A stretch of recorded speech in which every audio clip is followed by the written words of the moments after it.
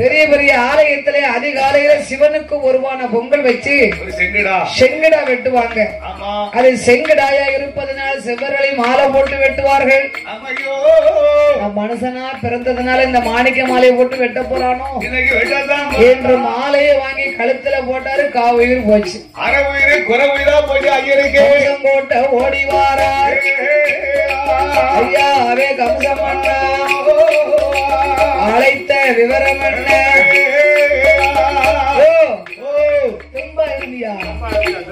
சொல்லிட்டு இருக்காரு.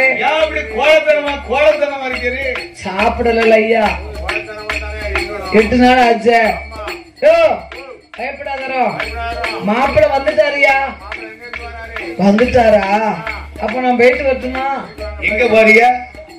ஐயா உங்க ஓலை வரும்போது என் மனைவிக்கு எனக்கும் 60ஆம் கல்யாணம். 2 முடிச்சு போட்டிருக்கேன், 1 முடிச்சு பாக்கி இருக்கு. ஆமா ஐயா, 20க்கு 20 மாப்பிள்ளை இல்லாம ஏங்கிக்கிட்டு இருக்கோம். நீங்க 60க்கு 60ஆம் கல்யாணத்துக்கு உங்களுக்கு அப்படி ஒரு ஆசையா? ஆமா. இல்லை மன்னா, 8 நாள் பொறுத்து இருக்க சொன்னேன். வந்து இன்னைக்கு 8 நாள் ஆச்சு. ஆமா.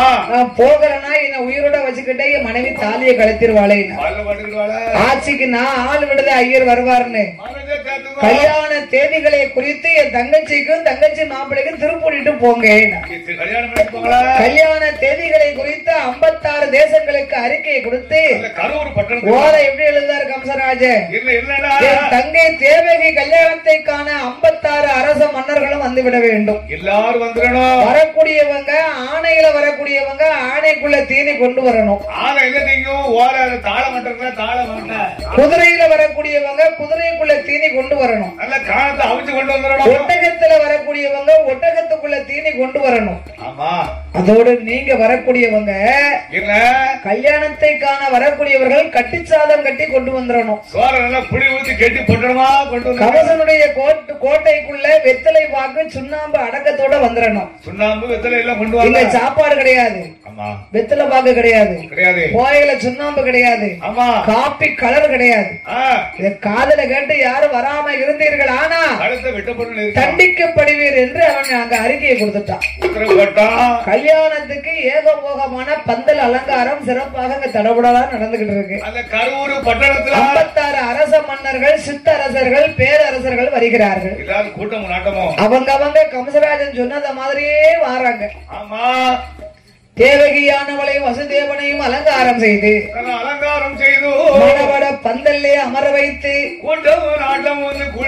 கட்டார் கொண்டு வந்த திருமாங்கல்யத்தை கையில் எடுத்து கம்சராஜன் வசுதேவன் கையிலே கொடுத்தார். வசுதேவன் திருமாங்கல்யத்தை வாங்கி தேவகிக்கு திருப்பூட்டினார். அரணே நல்ல அரணே அரண் மாங்கல்யா சிவனே நல்ல சிவமாங்கல்யா மாப்பிள்ளையும் பெண்ணும் மாலை மாற்றினார்கள். அத்தனை பேர்களுமே கல்யாணம் முடிஞ்சது. பந்தி போஷணம் சாப்பாடு பந்தி நடக்கு. கொண்டு வந்த கெட்டு சொத்தை உழைக்காங்க. புளியோதரை ஒரு நாள் தான் தாக்கு பிடிக்கும், மிஞ்சி போனா 1.5 நாள் தாக்கு பிடிக்கும். 8 நாள் ஆச்சு எப்படி இருக்கும்? கட்டிச்சாதத்தை அவுக்குகின்றார்கள். கம்சராஜன் கூட்டத்தை பார்த்தா வந்திருக்க பார்த்தா வெளியூர் ஆள் மாதிரி தெரியுதே, உள்ளூர் ஆள் ஒண்ணு கூட வரலையே. யாரும் இப்ப சாப்பிடக்கூடாது. என் தங்கை கல்யாணத்தை பார்க்க உள்ளூர் மக்கள் ஒருவர் வரவில்லை. கூட்டமும் நாட்டமும் அவங்க வரலனாலும் பரவாயில்ல, கொண்டு வந்து தரக்கூடிய மொய்ப்பணம் வம்பா போகுது. செய்யக்கூடிய பணங்கள்லாம் அதனால மாப்பிள்ளையும் பெண்ணையும் யானையில அலங்காரம் செய்து பத்ம பிரதேசம் சுத்தி வர வேண்டும். அதுக்கு அப்புறம் தான் உங்களுக்கு சாப்பாடு. அப்பெல்லாம் சாப்பாடுல கை வைக்கணும். மாப்பிள்ளை பெண்ணை இருவேர்களை அலங்கரித்து பட்டத்து யானை மீது அமர சொல்லி கரூர்மா நகரத்தையே சுத்தி வருகிறது. நாட்டெல்லாம் சுத்தி கொண்டு வருவது. தேவகி கண்ணுக்கு ஒரு அழகான அதிசய கனி கண்டா. யாருக்கு பார்த்தாலியோ ஒரே மரத்திலே ஒரு பூ பூத்து ஒரு பிஞ்சாகி ஒரு காய் ஒரு கனி. அது என்ன கனி? பசியா பழம். அதிசய கனி பசியா பழம் மாம்பழம். மாங்கனியா 12 ஆண்டுக்கு ஒரு முறைதான் அந்த பழம் பழுக்கும். அந்த மரத்தின் அடியிலே துர்வாசக முனிவர் தவம் இருந்தார். சரி. குளித்து நீராடி வந்து கனியை அருந்தினா அவருக்கு முற்றி மோட்சம் கிடைக்குமா? முற்றி மோட்சம் கிடைக்கும். கங்கைக்கு வந்தார். அந்த நேரத்திலே தேவகி இந்த கனியை கண்டா. அண்ணா அதோ இருக்கும் அதிசய கனி எனக்கு வேணும்னா. கங்கைக்கு இல்லாத கனி இந்த உலகத்தில் யாருக்கும் இருக்கக்கூடாது என்று அம்பாள் எய்தான். கனியை கொண்டு வந்து அரண்மனைகளை 8 பங்காக வெட்டி கொடுத்தார். 7 பங்கு சாப்பிட்டா, 8வது பங்கு மிச்சம் கையில இருக்கு. அசலீர் மரத்தை பார்த்தார், கனியை காணவில்லை. நான் அருந்து கனியை உன் தங்கைக்கு 8 பங்காக வெட்டி கொடுத்தாய். பிடிசாபத்தை 8வது 8 பங்குக்கு 8 குழந்தை பிறக்கும். அதுல 8வது பிறகு ஆண் பிள்ளை மாலசுத்தி பிறப்பான், மாமன் தலையா அறுப்பானடா என்று சாபத்தை கொடுக்க இத காதல கேட்டா கம்சராஜன். நம்ம தலைய அறுக்க தங்கச்சிக்கு குழந்தை பிறக்குமா? இவ்வளவு உயிரோட வச்சா தானே. உறவாட உருவினா பார்த்தார் மந்திரி பொறப்பா. மனக்கோலத்தில் பெணக்கோலம் காண்க கூடாது. கொலப்பாவம் கூப்பிட்டு கொடுக்கும், அதுவும் பெண் பாவம். இப்ப என்ன கெட்டு போச்சு? உன் தங்கையவும் வசுதேவனையும் தனியா பிரிச்சு வச்சிருவோம். தனித்தனியா கல்லறை கட்டி தனித்தனியா கொண்டு வைப்போமா? வசுதேவனை ஒரு கல்லறையும் தேவகியை ஒரு கல்லறையிலையும் அடைத்தார். நல்ல இருட்டு கல்லறை கொண்டு அடைத்த தேவகைக்கு காவலுக்கு நம்ம பாட்டிய மாதிரி. ஆமா ஆமா ஆமா ஆட்சி மாதிரி. கொழுப்பில்லா தாய் கிழவி. விடிய விடிய விடிய விடிய முடிச்சுட்டு இருக்கலாம். கொழுப்பில்லா தாய் கிழவினா யாரு? 100 வயசு ஒட்டி இருக்கும். காலங்கள் கடந்து உடம்புல ரத்தம் குறைஞ்சிரும், உறக்கம் வராது. 100 வயசு கிழவிகளுக்கு கிளப்படுத்தா தூக்கமே வராது. அப்படி ஒரு தாய் கிழவி அழைத்து 5000 பொன் வெகுமதி. ஒரு கட்டு வெத்தலை, காய்க்கில யாழ்ப்பாணம் போயல, காய்க்கில கொட்ட பாக்கு, சுப்பி சுண்ணாம்பு. ஏ தாய் கிழவி, குழவியா இத்தனை உனக்குத்தான். எதுக்கு தெரியுமா? என் தங்கை தேவகைக்கு 40 நாள் வரைக்கும் பச்சை தண்ணி கொடுக்க கூடாது. 41ஆம் நாளையிலே அவ செத்தாங்கிற செய்தியை மட்டும் நீங்க சொல்ல வரும். இதுக்குத்தான் 5000 பொன் வெகுமதி, 500 சம்பளம். சம்பளமா? அன்னைக்கு நான் பிறக்காம போயிட்டேன்னு எப்படி சம்பாத்தியம் பண்ணிருக்கலாம். பச்சை தண்ணி கொடுக்க கூடாது. தாய் கிழவி ஆட்டும் என்று நாள் அழைத்து விடக் கூடாது என்று. அப்ப அந்த நாள் காட்டி எல்லாம் கிடையாது. அப்போ ஒரு நாள் அப்படின்னு சொன்னா ஒரு கல்ல பிறக்கி ஒரு அறையில கொண்டு போடணும். இப்படியே 41 கல் பிறக்கிதான். 41 கல்ல பிறக்கி கிழவி ஒரு நாள் கழிஞ்சா சன்னலுக்கு அப்பால் ஒரு கல்ல கொண்டு எரிவாளாம். இன்னைக்கு ஒரு பொழுது கழிஞ்சிட்டு அந்த நாள் அழைத்து போச்சுன்னா அந்த கல்ல பாத்துக்கிடணும். இப்படியே காவலாக இருக்க நாளுக்கு நாளா நடந்து கொண்டிருக்க தேவகி ஆகாயவாணி எண்ணினா, அம்மா ஆகாயவாணி நான் உன்னை போல பெண்ணல்ல ஆகாயவாணி அம்மா காப்பு கட்டிய கணவன் முகம் பார்க்கலையோ பூமூடி இந்த தோசம் உண்டு பூமான் முகம் பார்க்கலையோ. தேவகியும் புலம்பும் போது தேவகி புலம்பினா ஆகாயவாணி வாய்வு தேவை மகிமையினால தேவகி கோட்டைக்கும் வசுதேவன் கோட்டைக்கும் ஒரு சுரங்கப்பாதை அமைத்தார்கள். அமைச்சு இந்த சுரங்கப்பாதை வழியாக தேவகியானவள் தன் கணவனை கண்டு உடுத்திருந்த பட்டாடம் முந்தியை கிழித்தார். எண்ணினா தலவாழை இலையாக வரவேணும் என்ற ஆண்டவனை என்ன அவ கற்பின் மகிமையினாலே முந்தி தலவாழை இலையாச்சு. ஒரு குத்து புழுதி மண்ணை அள்ளி வச்சா பொடி அரிசி சோறாச்சு. பொடி அரிசி வந்துச்சா சோறு. 21 கற்களை பிறக்கினா இந்த 21 கற்களையும் 21 வகை கறியாச்சு. 21 கைய அலம்பினா சாம்பார், ரசம், மோர், பாயாசம் வந்தது. கையை தட்டினா அப்பளம் வந்தது. கதவுக்கு பின்னால் நின்று கொண்டு கணவனை ஒண்ணுங்கோ ஒண்ணுங்கோ என்று உபசரித்தார். உபசாரம் செய்து கொண்டு அந்த காலம் தாய்மார்கள் வீட்டுக்காரர் அப்படி அன்பா கூப்பிட்டுருக்காங்க. ஐயா ஐயோ சாப்பிடுங்கன்னு கதவுக்கு பின்னால் நின்று கூப்பிடுவாங்களாம். அவரை பிடித்த பாட்டாமல தின்னார பூஜை அங்க போய் இங்க போய் இப்ப சாப்பிட கூப்பிடுவா. அவன் செல்ல சொல்லலையா மச்சான் ஒரு தடவை மச்சான்பா. ஆமா ரெண்டாவது கேக்கா காது காது குச்சியை கொண்டு இடிக்க கேட்கலையோ மக்கம்பா. மூணாவது வார்த்தை ஆமா உங்களை தானே சாப்பிட போறியும் அப்பவே என்ன இருக்க மாட்டாரு. ஆமா நாலாவது வார்த்தை தின்னுட்டு போ. என்னைக்கு கீழே சாய ஒரே வாக்குல காத்துல ஈயத்தை காய்ச்சி ஊத்த.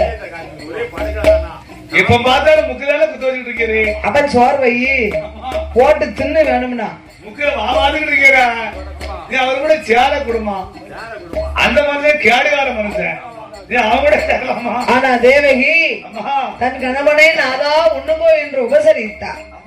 மனைவியின் குரல் கேட்டு வசுதேவன் இலைக்கு முன்னால் அமர்ந்திருந்தார். 2 உருண்டை சாப்பிட்டாரு. மூணாவது உருண்டை சாப்பிடணும். 3.25 நாளைக்கு முடிஞ்சு போச்சு. மாயமாக மறைந்து விட்டார். பெண்ணாக பிறந்தவ யாராக இருந்தாலும் புருஷ வச்ச எச்சிய பொம்பளை சாப்பிடணும். அப்பதான் அவளுக்கு புத்திரவாக்கியம் கிடைக்குமா? எச்சியை சாப்பிட்டாதான் கிடைக்குமோ? கலைய வச்ச எச்சிய மனைவி அருந்தனமாமி. அதுக்குதான் கல்யாணம் தன்னைக்கு மறுவீடு போறல்ல அம்மா வீட்டுக்கு, பொண்ணோட அம்மா வீட்டுக்கு.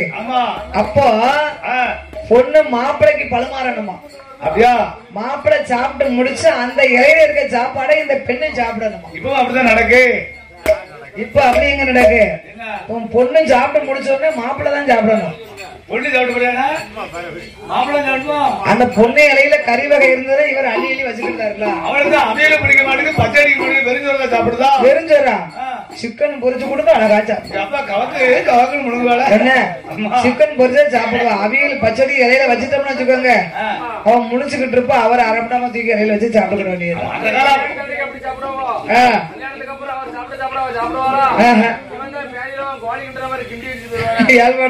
குவாட்டர் அடிச்சுட்டு அதுக்குத்தான் சாப்பிட மாட்டேங்காங்களா? அப்படியா? நல்ல மாராசி. அவ வீட்டுக்காரர் சாப்பிடறதுக்கு இலையில எடுக்கிறத அப்படியே நாய்க்கு கொண்டு போட்டுருவா.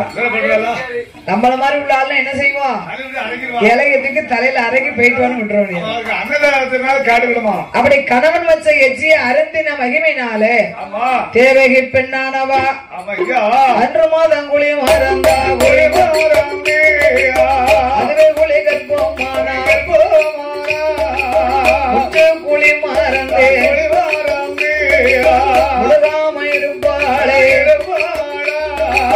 நங்கையவ குழி மறந்தா குழி மறந்தே 40 நாள் கற்போமானா தேவகி 40 நாள்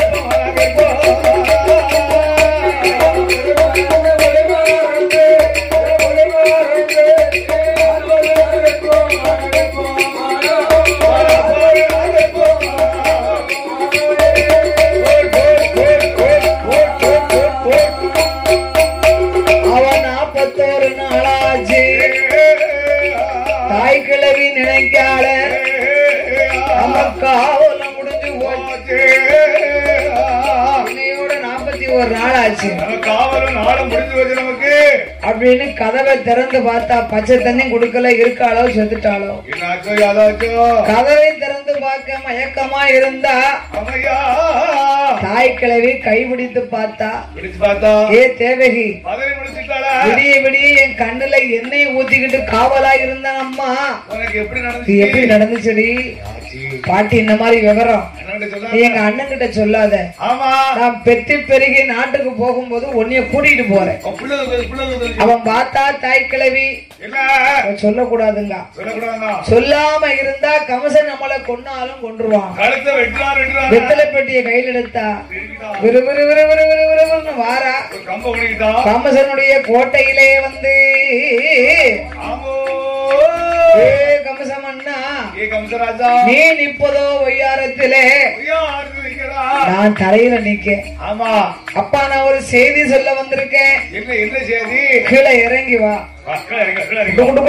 ஓடியாந்தான். அப்பா எனக்கு ஒரு சிம்மாசனத்தை கொடு உட்கார.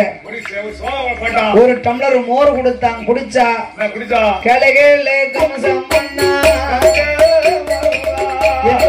சொல்ல கேளு ஒரு கதை சொல்ல போறேன்.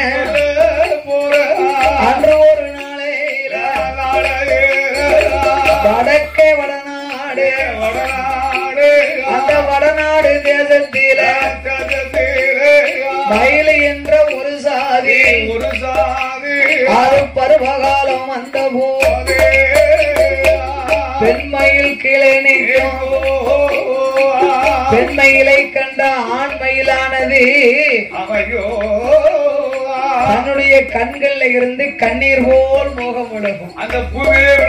அது பூமியிலே விழுந்தா பெண்மையில் கொத்தி திங்குமப்பா. அது கொத்தி தின்ற 30 உணவுடனே முட்டையிடும். கேளை கேளை கம்சம் பண்ணா கோழி என்ற ஒரு சாரி பருவகாலம் வந்துதான் அது குப்பைய கிளைக்கும். கிளைத்த 21 நாளையில குருவையோடு முட்டையிடோ எருமை என்ற ஒரு சாரி பருவகாலம் வந்துதானா அது வைக்கலிலே சுரணமானோ சுரணமான 10 மாதம் சோக்கான கன்று போடோ அத்தீப்பிலாவதுதான் அப்பியகாத்திய மாதத்திலே அடம்பள சாரலில அந்த மின்னலோட வேகம் பட்டு கொப்புலையும் கப்புலையும் கிளகிளைய காய்க்குமடா. சித்திர மாதத்தில சினந்த பெருங்காத்து காத்தினோட வாசம் பட்டு காத்தினோட அடடே ஆத்துத்தார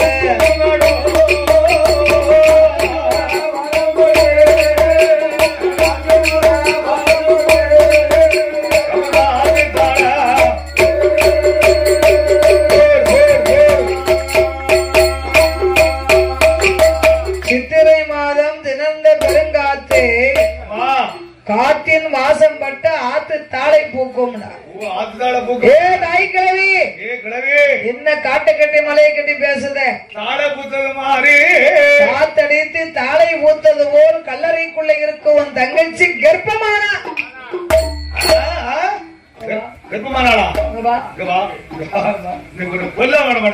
இத சொல்லதுக்கு உனக்கு 5000 மணி சம்பளம் கொடுத்தேன். அப்படி வாழை கொண்டு வாங்கி வெட்ட போறான் கம்சா புறப்பா. இப்ப என்ன கெட்டு போச்சு? ஒரு தங்கச்சிக்கு கிட்டத்தட்ட 2 மாசம் ஆச்சு. ஆமா இன்னும் ஒரு 8 மாதம் பொறுத்து இருந்தையானா காத்து பொறுத்து சொல்லலாம். என்ன குழந்தை பிறந்தாலும் ஐய உணராம கொப்புள் கொடிய அறுக்காம அப்படியே கொண்டு வந்து நான் உங்கள்ட்ட ஒப்படைப்பேன். வாழ வச்சாலும் ஒன்பரம் சாகடிச்சாலும் ஒன்பரம். அப்பா கம்சா என்னை விட்டுறடா. அது வரைக்கும் பொறுத்திருந்தான் கம்சராஜன். அதே போன்று 10வது மாதம் பரிபூர்ண கர்ப்பத்திலே தேவகி அழகான ஒரு குழந்தையை பெற்றெடுத்தா.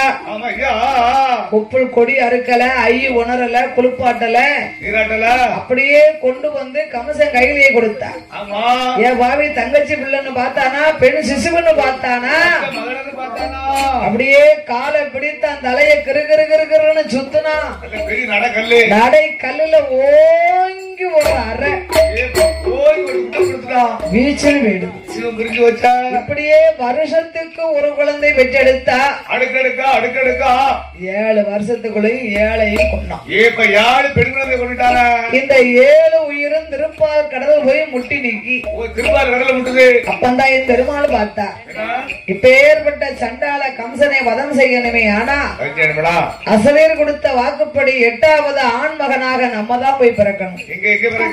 கம்சராஜனுக்கு மருமகனாக நம்ம கருவூர்மாம் பட்டணத்திலே தேவகைக்கு 8வது மைந்தனாக நம்ம பிறக்கணுமானா நம்ம தங்கச்சி பார்வதிய ஆயர்வாடி பட்டணத்தில் காட்டாமை நந்த கோனுக்கு அசோதே திருவயற்றில் பார்வதியை போய் பிறக்க சொல்லணும். ஏ அம்மா பார்வதி, 7 பிள்ளைகளை கொன்றான் கம்சராஜன். அவனை நாம் வதம் செய்யணுமானா நீ போய் ஆயர்பாடியிலே அசோதைக்கு மகளாக பிறக்கணும். நான் 8வது மைந்தனாக தேவகைக்கு மகனாக பிறப்பேன். நம்ம 2 பேரையும் அங்கு இங்கு மாத்தி போடுவார்கள். உன்னை பெண் பிள்ளை என்று விட்டு விடுவான். நான் அங்கே இருந்த ஆயர்பாடியில உட்கார்ந்து அவனை நான் வதம் செய்வேன். அப்படியே ஆகட்டும் என்று பார்வதியால் சம்மதிக்க என் பெருமாளாகிய கோபால கண்ணே துஷ்ட நிக்கிற நிஷ்ட பரிகாரம் செய்யும் பொருட்டு 8வது மகனாக கருவூரும் அம்பட்டனுக்கு தேவகைக்கு மகனாக கம்சனுக்கு மருமகனாக மாயவனும் தான் தனித்தார். ஆதிசதி பார்வதியா ஆயர்வாடி பட்டணத்தில் நாட்டாமை அந்த கோணார் அவருடைய மனைவியவா அந்த யசோதை வெண்கோடிக்கு அவர் தலைமகள ஜனித்தாளே. தேவகைக்கும் அசோதைக்கும் 10 மாதம் ஆச்சு. 10வது மாதம் பரிபூர்ண கர்ப்பமாக இருக்க என் பெருமாள் வசுதேவன் கனவிலே சொன்னார், உன் மனைவிக்கு இன்று ஒரு அழகான ஆண் குழந்தை பிறக்கும் அப்பா. உன் பிள்ளை ஏழையும் கொண்டானே கம்சன், அவனை வதம் செய்யணுமானா 8வது பிறந்த ஆம்பளை பிள்ளையாவது உயிரோட இருக்கணும். அதனால உன் மனைவிக்கு பிறக்க ஆண் குழந்தையை கொண்டு வந்து ஆயர்பாடியிலே அசோதை பக்கம் போட வேணும் அப்பா. அசோதைக்கு ஒரு பொட்ட பிள்ளை பிறக்கும். அதை கொண்டு வந்து ஒரு மனைவி பக்கம் போட்டையானா பெண் பிள்ளை என்று விட்டு விடுவான். ஆண் குழந்தை அங்கே இருந்து இவனை வதம் செய்வான் என்று என் பெருமாள் சொல்ல வசுதேவன் அப்படியே ஆகட்டும் என்று காத்திருக்க அந்த கம்சன் தங்கே தேவகி பெண்ணானவா 10 மாதம் முன்னூறு அடிதொடியா அந்த தேவகியா ஒரு ஆண் குழந்தை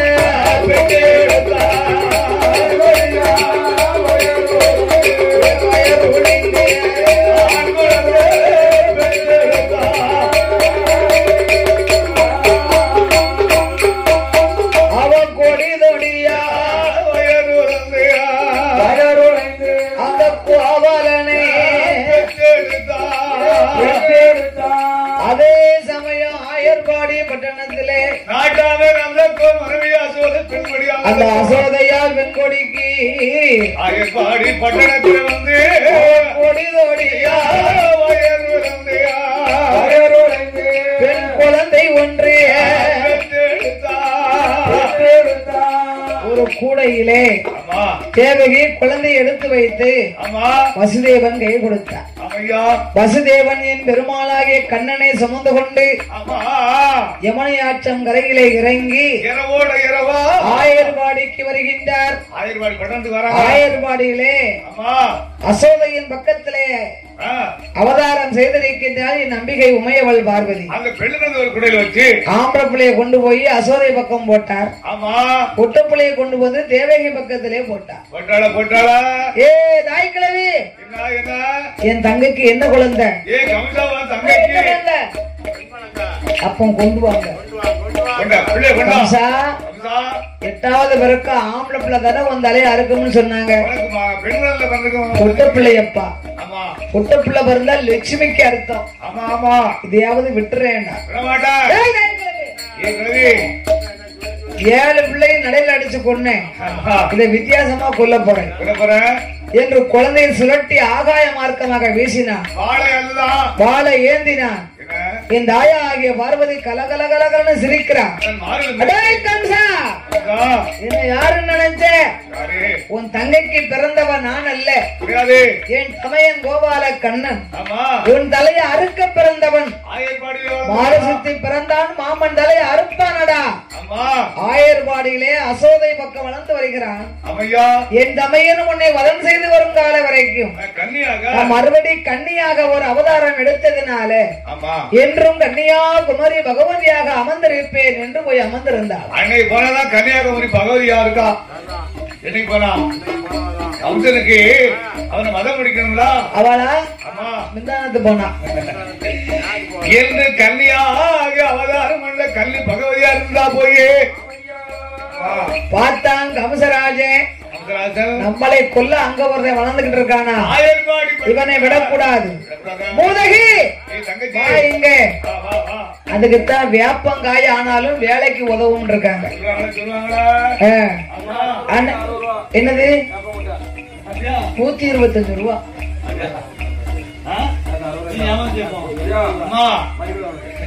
ஒரு கிலோ 125 ரூபா கிடக்கும். கோவையில நாளைக்கு மத்தியானம் முடிச்சு பிறக்கிறோம். ஒரு மூளை கட்டி வச்சா சுட்டுதான்.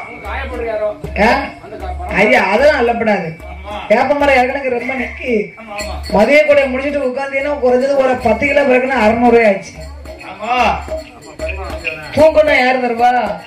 வேப்பம் காய் தானே கசக்கும், அந்த துட்டு கசக்கா போது.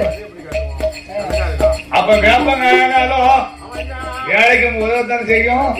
ஏ பூதகி, தங்கச்சி பூதகி, அந்த ஆயர்பாடியிலே நாட்டாமே நந்த கோனார் மனைவிக்கு ஆம்பளை பிள்ளைதான் பிறந்திருக்கிறதோ என்று எண்ணி சிறப்பா நடக்கு 16,000 கோவியர்கள் எல்லாம் ஓடோடி வருகிறார்கள்.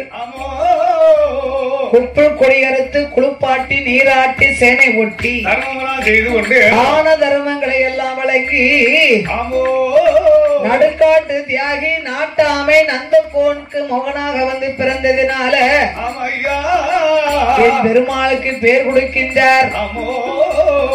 நந்த கோபாலா நவநீத கிருஷ்ணா என்று பேர் கொடுக்கின்றார்கள். ஆயர்பாடி பட்டணத்திலே பேரெல்லாம் கொடுத்து அவனின் பேராமம் தான் கொடுத்து அவநீத கிருஷ்ணனை தான் தொட்டிலே தாளாட்டி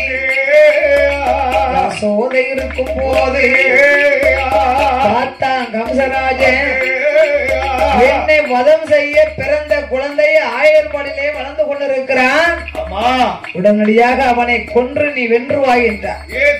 பார்த்தாரு இந்த பூதகி சண்டாளே, அவனை கொல்ல மாட்டோம்னா இவன் நம்மளை கொன்றுவான்.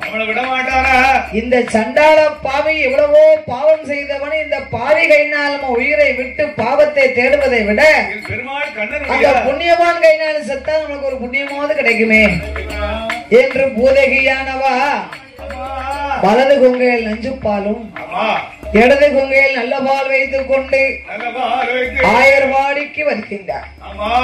ஏற்கனவே யாதவ பெண்கள் இறக்க பணம் படைச்சவங்க. தாகம்னு தண்ணிந்தாமையா கேட்போம். பால் கொடுப்பாங்க, மோர் கொடுப்பாங்க, அடேங்கப்பா சோறுன்னு தான் நம்ம கேட்போம். நம்ம வீட்டுல பசின்னு போயிட்டோம்னு வைங்க, நம்ம வீட்டுல பழைய சோறு இருந்தாலும் நாமளும் அப்படிதான் செய்வேன். யாராவது என் வீட்டுக்கு வந்தாங்கன்னா நான் சாப்பிட்ட சாப்பாடு தான் கொடுக்க முடியும். அதுக்கு நீங்க பிரியாணி கேட்பியா, நான் எங்க போவேன்? என் வீட்டுல கூடா இருந்தாலும் சரி நான் கொடுக்கறதான் குடிக்கணும். பழைய சோறை ஊத்தி வச்சு கொஞ்சம் தயிரையும் ஊத்தி ஏற்கனவே மிளகாத்த நிறைய வாங்கி வச்சிருக்கேன். அதை வறுத்து போட்டு சாப்பிட்டா சொல்லுன்னு இருக்கும். அதுதான் என் வீட்டுல யாரையும் சாப்பிட மாட்டாங்க. வந்து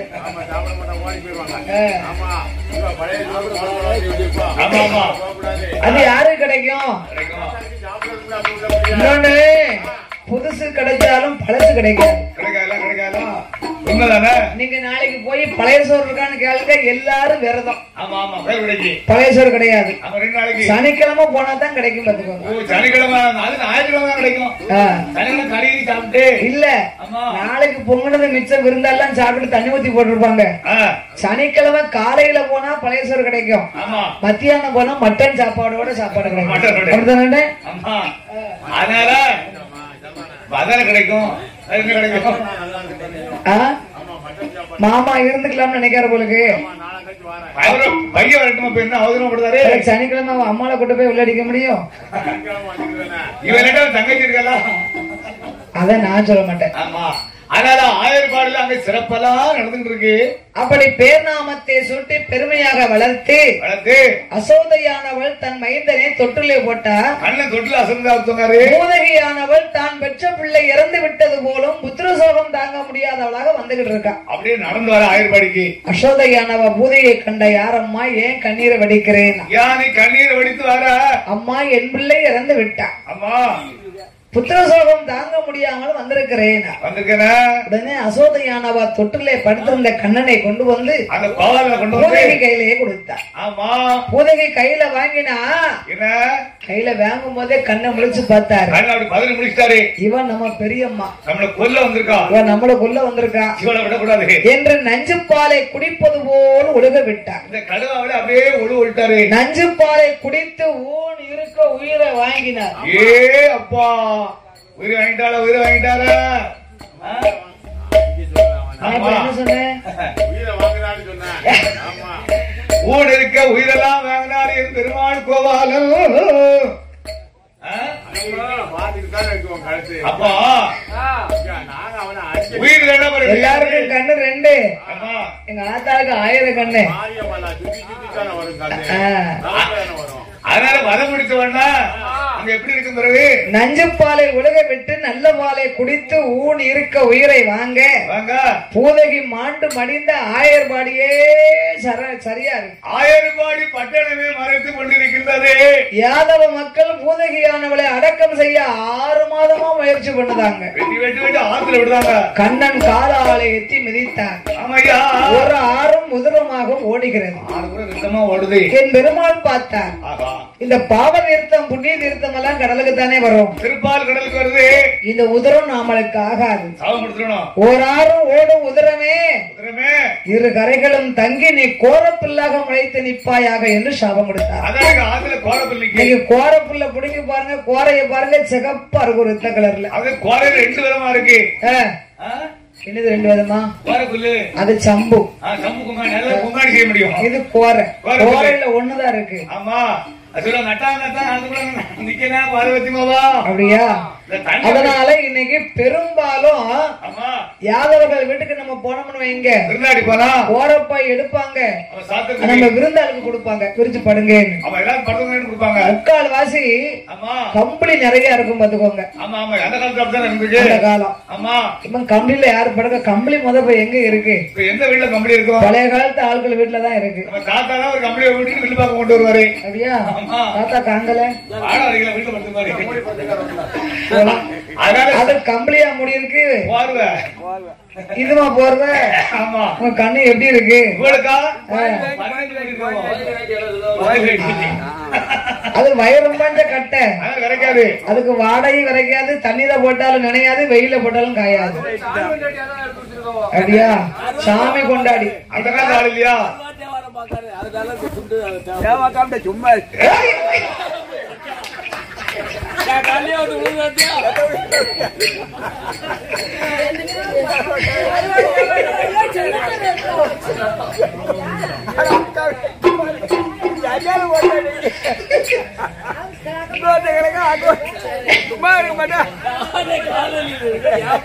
அதனால என்ன செய்ய முடியும்?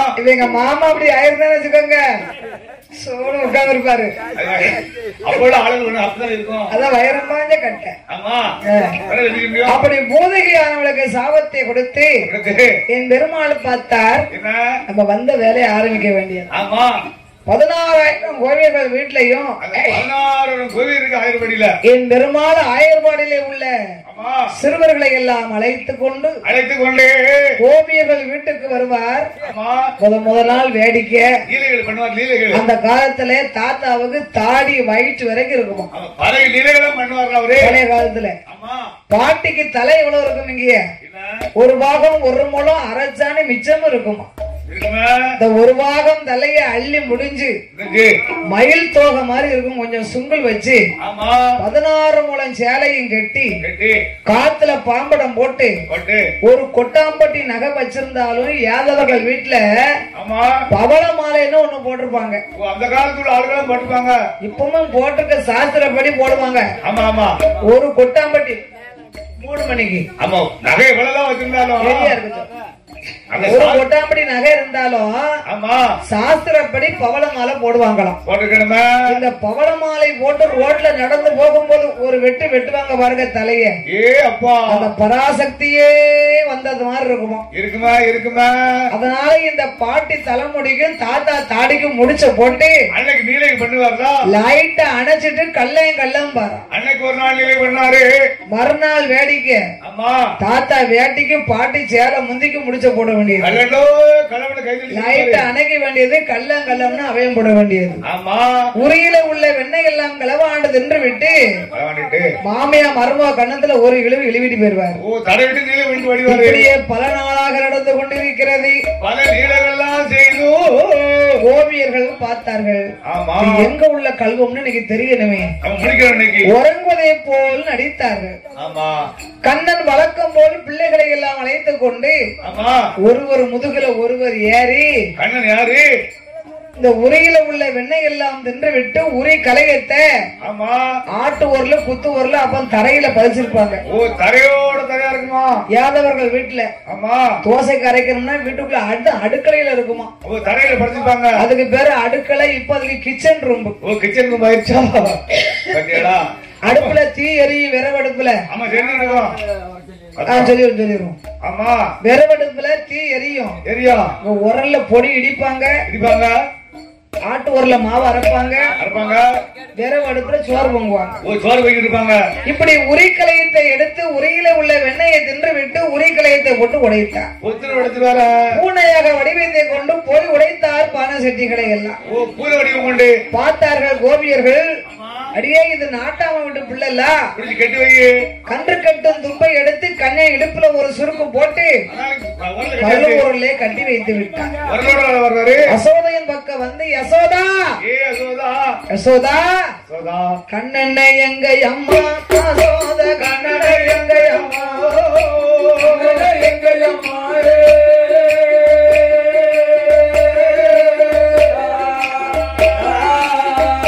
கண்ணனை எங்க அம்மா, சோத கண்ணனை எங்க அம்மா, எங்க அம்மா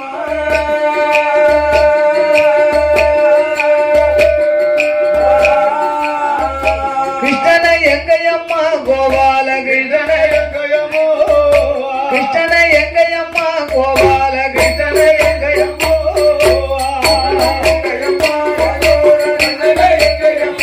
சோத கண்ணனை எங்க அம்மா,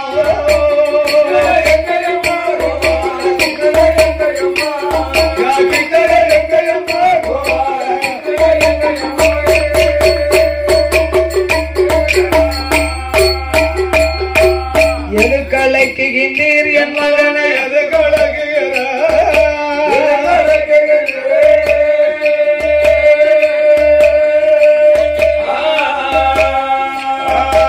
எதுக்கு அழைக்குகின்றீர் என் மகனை, எதுக்கு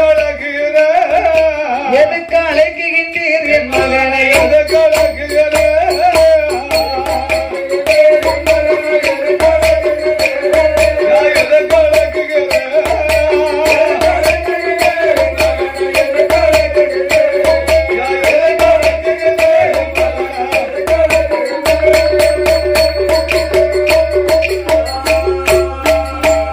அம்மா ஏழடுக்கு நல்ல மாளிகை தண்ணி, ஏழடுக்கு நல்ல மாளிகை தண்ணிலே பெருமாளான கோபால கண்ணனோ,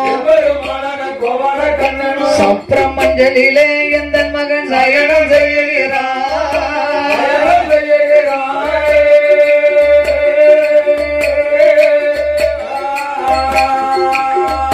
பஞ்சன மெத்தையிலே கோபால படுத்து தங்குகிறார், பஞ்சன மெத்தையிலே கோபால படுத்து தங்குகிறார்.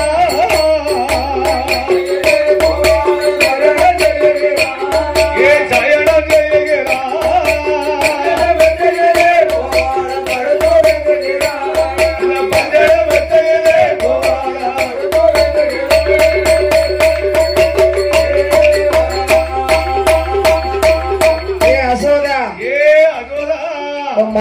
செய்த லீலை வம்பு ஒன்னா ரெண்டா நல்லா கவனிச்சு பாருங்க. பால் கொண்டு போக முடியல. ஆமா. ஒரு வில்லால் அடித்து பால் பானையை உடைக்கிறான். ஆமா. 10 பையங்களை கூட்டியாந்து உழவும் பானையில ஓடி போய் குடிக்கிறான். ஓடி ஓடி வந்து பிடிச்சு ஆடு பிடிக்காத. ஓடு கொண்டு போக முடியல. தயிர் வெண்ணெய் கொண்டு போக முடியல. மகனை பிடிச்சு கட்டி வச்சிருக்கோம். ஆமா. நீங்க என்ன சப்பர மஞ்சள்ல சயனம் செய்கிறானா செய்தாரா என்று கோபியர்கள் வந்து பார்த்தார்கள். என்ன கண்ணன் செய்வதெல்லாம் செய்து போட்டு சின்ன பிள்ளையாக அசந்து தூங்குறான். தூங்குறாரு. அசோதா இவனை தானே பிடிச்சு கட்டி வச்சோம். கல்லூர்ல கட்டி வச்சோம். மகனை உசிப்பு கேளு. கண்ணா நவநீதா நந்த கோபாலா எழுந்திரியப்பா, உன்னை தேடி கோபியர்கள் வந்திருக்கிறார்கள். 1000 கோபியர்கள் நம்ம வீட்டுக்கு வந்திருக்காரப்பா. அவர்கள் வீட்டுக்கு நீ போனது உண்டா? நானா? தயிர் மோரெல்லாம் களவாண்டு தின்றது உண்டா? இல்லம்மா. அம்மா என்ன இவர்கள் சொல்ல நம்பாதே. இவங்க சொல்லலாம் நம்பாதம்மா. இவர்கள் பொல்லாத கோபியர்கள் அம்மா. அம்மோ இவர்கள் எப்பேற்பட்டவர்கள் தெரியுமா? அவங்க பொய்யெல்லாம் வந்து சொல்லாங்களம்மா. பொல்லாத கோபிமாரம்மா.